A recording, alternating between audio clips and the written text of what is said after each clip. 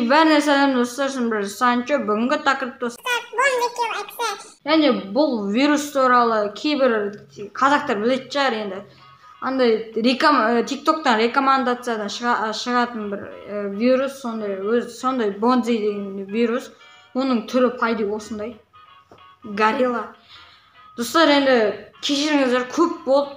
Видео түспегелі пайда 5 күн болды, сіздер үшін 6 күн шығар. Жарайды, енді келіп жеткен 31-ші жылымыз құтты болсын, тәуелсіздік күні құтты болсын достар, 31-ші жыл пайда.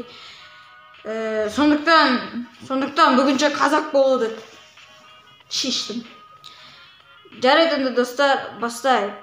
Бүгінгі тақырып Бонзи екенін білесіздер, яғни переводтан көргендей осы вирус. Осы вирус деген негізінде емес пе? Негізінде менің ағамның айтуы бойынша, ол вирустардан қорғайтын, хакерлерден қорғайтын бір сондай бір зат, вообще сондай ретінде қолданған дейді. Сосын бір хакерлер келіп, оны жаман қылып жіберген. Енді шын өтірігін білмеймін, білетін шығар, білмеймін.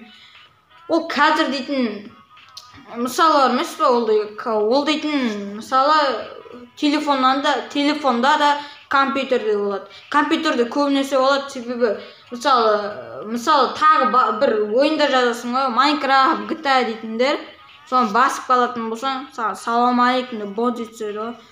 Ол дейтін түсу мынандай, бірінші мына жақтан түседі. Осындай. Бірақ оны көретін болсаң бар емес пе? Лайсың ғой. Негізі ол вирус деген бұрында жақсы болды айттым. Сол вирус бар емес пе? Қазірше жаман қылып жүр. Сол Бонзидің айтқан сен заданияларын орындамасаң, онда сен компьютерің таза қорадағы мал болып.